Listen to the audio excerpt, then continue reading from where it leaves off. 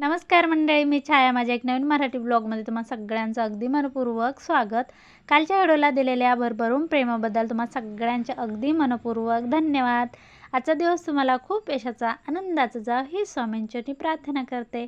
तर ना, आज सकाळी सकाळी व्हिडिओला सुरुवात केली आणि चेहऱ्याकडे पाहू नका, कारण ना आम्हाला सुतूक असल्यामुळे मी टिकली लावलेली नाही आणि आज केस पण विचारले नाही. असाच आंबाडा बांधला एडा वाकडा आणि माझे लांब केस आहे, त्यामुळे ना मी केसाची काळजी जास्त घेतच नाही. डोकं इचरायचं म्हणलं की 1 तास जातो, त्यामुळे सगळं झाल्याच्या नंतर मी डोकं इचरत असते.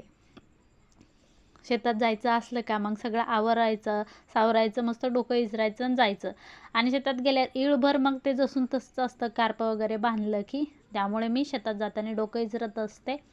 आज इचरायचं होतं, पण म्हणलं आज भरपूर गडबड आहे, शेतात पण जायचं आहे आणि आजच्या दिवस आमचं खुरपायचं राहिलेलं आहे. लवकर गेलं तर ते लवकर होऊन जाईल, त्यामुळे लवकर लवकर कामं आवरून शेतात जायचं. तर ना, शॉर्ट व्हिडिओखाली भरपूर अशा कमेंट आहे, तुमच्या ननंदबाईने बनवलेलं कारल्याची रेसिपी द्या. आता म्हणलं ननंदबाईने बनवलेल्या कारल्याची रेसिपी मी कशी देणार बरं? त्यांना विचारली होती तशी मी, ताई कसं बनवला का, काय काय टाकायचं वगैरे वगैरे. त्यांनी मला सांगितलं. आता जशी होईल तशी तुमच्यासोबत मी शेअर करते. तर सगळ्यात आधी मी गरम पाण्यामध्ये कारलं भिजू घातलं होतं. ते छान पिळून परतायला टाकलेलं आहे, तुम्हाला दिसतच असेल. आणि कारल्यामध्ये टमाटर, कांदा जर टाकला तुम्ही तर कारला अजिबात कडू होत नाही. आता एका ताईने मला कमेंट केली होती की ताई, गरम पाण्यामध्ये जर कारलं टाकलं तर त्याची चव जाते. तर नाही ताई, अजिबात चव वगैरे जात नाही. नुसतं जे कडूपणा असतो का तो कडूपणा जातो, चव जात नाही. आपल्याला थोडंसं उकडून घ्यायचं. ते नुसतं गरम पाण्यामध्ये थोडीशी काहीतरी वाफ काढून घ्यायची. अगदीच उकडून नाही घ्यायचं, उकळून नाही घ्यायचं. थोडंसं वाफ झाली की पाणी काढून टाकायचं, कारलं पिळून अशा पद्धतीने परतायचं. आता मसाल्यामध्ये हळद, मिरची पावडर, थोडासा काळा मसाला आणि आपला गरम मसाला घालायचा. कारलं तर ना वेळ वाचतो आणि जे काही पसारा होतो किचनवरती तो पसारा पण लगेच आपण आपल्या जागेवर जाऊन बसतो. त्यामुळे कधी पण कोणती पण स्वयंपाक करायला घेतला की असा बाजूला मसाला एका प्लेटमध्ये वगैरे काढून घ्यायचा, म्हणजे पसारा होत नाही. जो वेळ आहे वेळ पण वाचतो. तर आता हे छान तेलामध्ये टाकायचं, छान परतून घ्यायचं.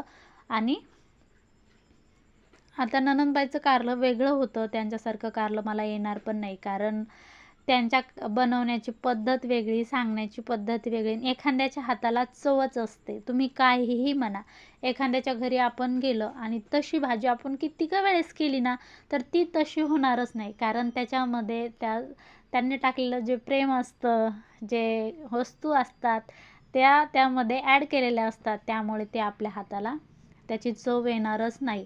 आता आपण आईच्या हातचं जेवण करतो, जसं आपल्या आईच्या हातचं जेवण लागतं तसं दुसऱ्याच्या आईच्या हातचं जेवण काही लागतच नाही.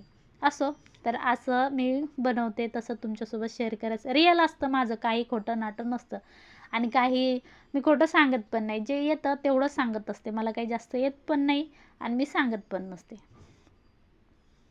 आता मी थोडंसं पाणी टाकलं, मीठ टाकलं आणि छान आपल्याला याला थोडंसं वाफ झाली की यामध्ये तुम्हाला हवं तर तुम्ही कांदा, खोबरं आणि फूल हे छान काळ्या मसाल्याचं भाजून वगैरे यामध्ये टाकू शकता. पण मी नुसता शेंगदाण्याचा कूट टाकते आणि छान मस्त होतं ते. शेंगदाण्याचा कूट टाकायचा आणि मस्त छान थोडंसं शिजून घ्यायचं. तर पाहू शकता शिजल्यावर असं काहीतरी हे कारलं दिसतं का नाही, छान मस्त. कोणाकोणाला आवडलं मला कमेंटमध्ये नक्की सांगा. चला तर व्हिडिओला कंटिन्यू राहा. आज घरामध्ये अजिबात प्रसन्न वाटत नाही. श्रावण महिन्यातला पहिला शनिवार आहे आणि श्रावण महिना म्हणलं की सगळा उत्साह असतो. सणवार, उपवास, तापास सगळं पवित्र महिना म्हणजे श्रावण महिना असतो. आणि पहिला शनिवार असून तुम्हाला दिसत असेल देवपूजा वगैरे काहीच नाही झालेली, कारण आम्हाला देवपूजा करायची नाही.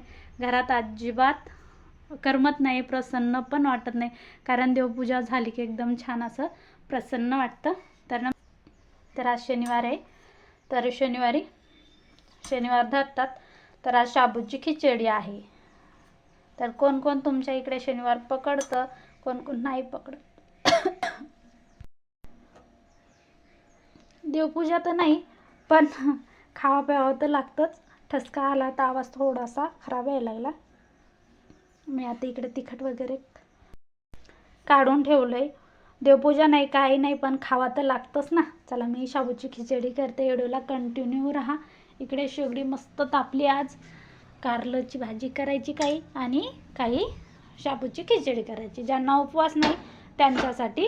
आणि साबुदाणा ना मला शेगडीवर नाही करा वाटत, कारण शेगडीवर ना खूप जळतो तो, त्यामुळे मी गॅसवर करत असते. चला तर कशी करते तुम्हाला दाखवते. आज ना हिरव्या मिरच्याचा करायचा, लाल मिरचीचा नाही करायचा.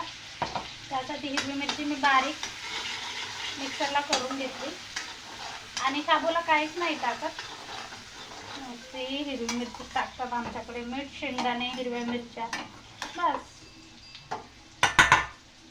तर असा मोकळा सुळसुळ झालेला आहे शाबू. छान परतून घेते.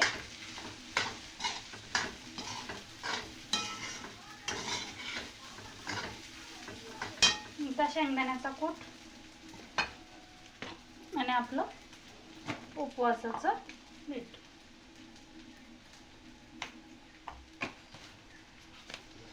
आणि स्वयंपाक करताना कोणतं पण घेतलं जिथले ठेवलं का पटकन ते काम होऊन जाते.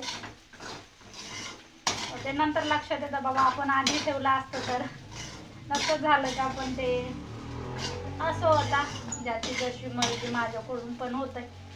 आमच्या आत्या पण नाही होत बरं. आत्या